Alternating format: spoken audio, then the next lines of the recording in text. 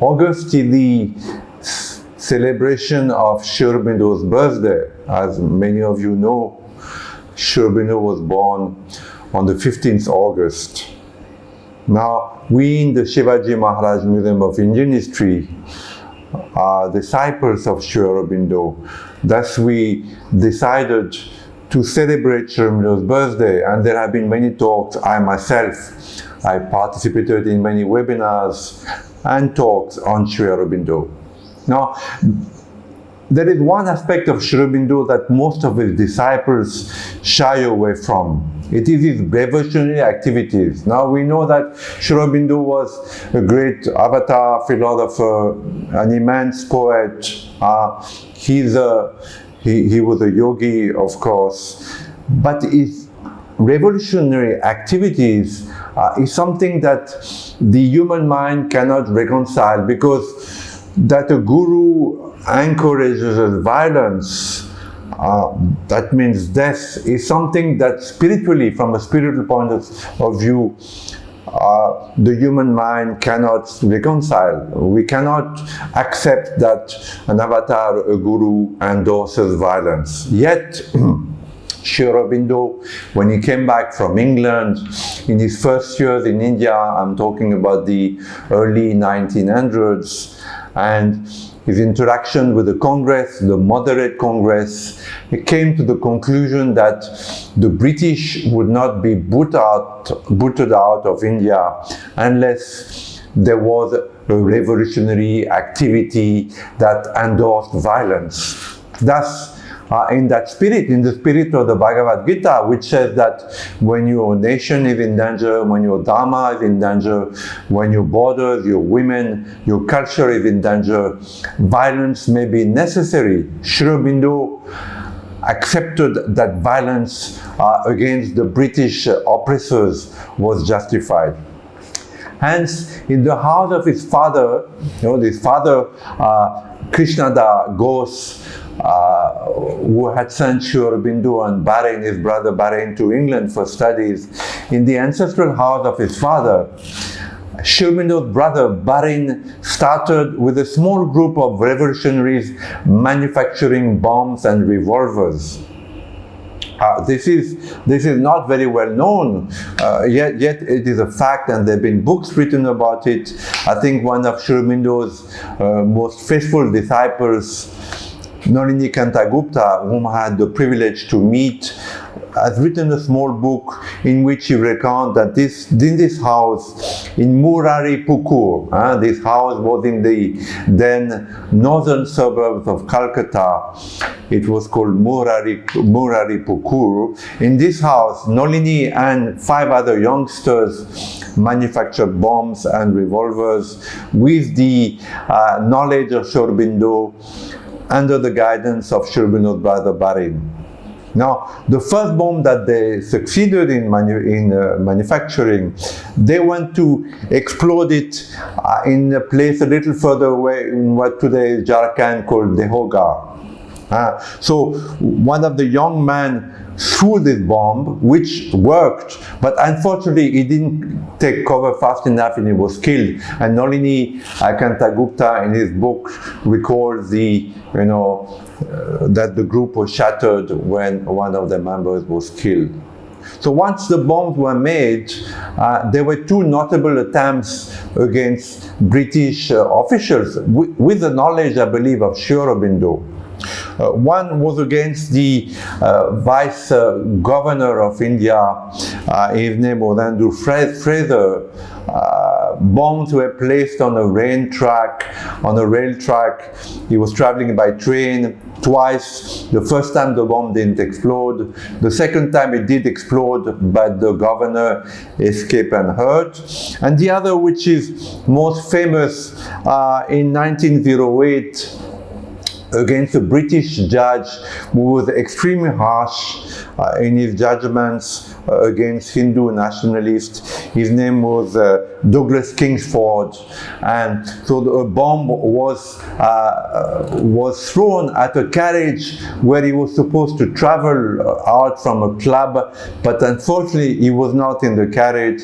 There were two innocent British ladies there, and they were killed. Now this caused an outrage, of course, in India and in the British newspapers, and the Muraripukur house was raided. There were pamphlets and parts to make bombs that were discovered. All the young men, including Nalinikanta Gupta, were arrested, and Sri Aurobindo was arrested also in this house in Calcutta, in the center of Calcutta, in Grey Street, where he lived, and he was also imprisoned with the other. I am not going to go back on the Alipur bomb case because it is very well known. There were, so many witnesses, so many evidence against the accused. Ultimately, they were condemned to either to be hanged or to be in jail for life in the Andamans. Sri Aurobindo was acquitted for lack of proof, but in jail for 1 year he had profound experiences with Lord Krishna that made him slowly turn away from revolutionary activities and go take refuge in Pondicherry, where he started his spiritual sadhana, his quest for what he called the supramental. Now, this group which he founded, even after he left and took refuge in Pondicherry, continued till the 30s. It was taken over by a group called Juganta under Jatindranath Mukherjee, and it was responsible for many assassinations, among them against Naren Banerjee, the officer who arrested the accomplices of Sri Aurobindo, and also against another one who was arrested, Goswami, one of the revolutionaries. So till the 30s, the message of Dharmic violence, of violence justified by oppression that was given by Sri Aurobindo, a message of violence continued. Now, people say, no, we don't believe this, it's not possible, Sri Aurobindo had no knowledge about this, and these people, his brother Barin, must have acted without his consent. But the truth is that if you look at some of Sri Aurobindo's writings, particularly the evening conversations recorded by A.B. Purani, Sri Aurobindo broke his leg in the 30s, in the late 30s, 40s, and he had intimate conversation with some of his intimate disciples, among them were Mr. Purani, of course, and then Champaklal and Nirod Baran. And in his conversation, which maybe he believed would never be published, he spoke very freely. Now, for instance, during the time of Hitler, Sri Aurobindo considered Hitler as an asura, as a very dangerous man who wanted to take over the world. And Sri Aurobindo very clearly said that the Allies, though the British were his enemies, the Allies should fight Hitler physically. There should be a war against Hitler, which happened. And this war was the great Holocaust. As you know, millions were killed, a part of the 6 million Jews which were butchered by, murdered by Hitler. And there are even some instances when I remember that in Norway there was a dictator called Quisling. Quisling was a pro-Nazi guy who took power and put Norway under Hitler. And Sri Aurobindo said about Quisling, he should be shot. So how can an avatar, how can a guru, yogi speak like that and said openly, clearly about someone, you should be shot, it should be killed? And this is not the only time. There were other instances where Sri Aurobindo was very radical. Once even he said, there is nothing wrong with war. Like Lord Krishna in the Bhagavad Gita, he tells Arjuna, war is necessary. You are only killing the body. The soul is immortal, but you need to fight this war because this is a war for the good of humanity. This is a war for dharma. This is a war for, for justice. No, Sri Aurobindo reenacted, in the same way. I don't think there are many gurus and avatars who have propagated violence as a, rightful way of combating the enemy. Today, coming back today, we see how China always has the upper hand on India. China invades, encroaches upon Indian territory, then pretends to negotiate, and then pretends to retreat. It doesn't fully retreat, and then again it comes back and encroaches. And every time, whether it is the Congress or the BJP, the Indians get conned. Why? Because the influence of Buddhism, not the teaching of Buddha, which was very pure and very essential, but what the disciples of Buddha have made of his ahimsa, of his non-violence as an absolute creed, and the Mahatma Gandhi, who also made of non-violence an absolute creed, and told Jews, like, you can be murdered by Hitler, you have to accept to be murdered by Hitler. Exactly the opposite of what Sri Aurobindo said. Now, we need today to apply again Lord Krishna's message to Arjuna and Sri Aurobindo's message to his disciple that at the moment China is the enemy and China needs to be fought physically.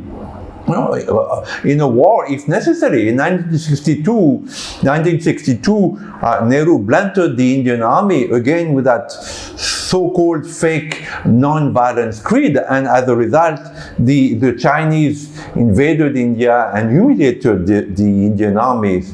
It's a scar that has never been healed, really. So today we need to re-establish that, that creed, that violence is necessary in the face of Chinese, who are not only, encroaching upon Indian territory, but they have encircled India from Pakistan to Sri Lanka to Nepal to Burma, and they are even unleashed the COVID upon the world. Nobody says that it was willingly unleashed, but nevertheless it escaped from China, whether it was from the animal market, whether it was from the Wuhan laboratory, which is the most logical explanation. And with this COVID, it is not only the virus, it is what's behind it.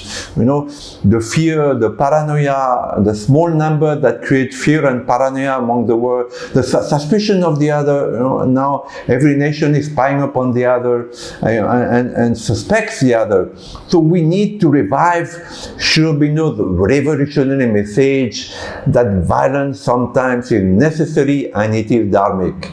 Namaste.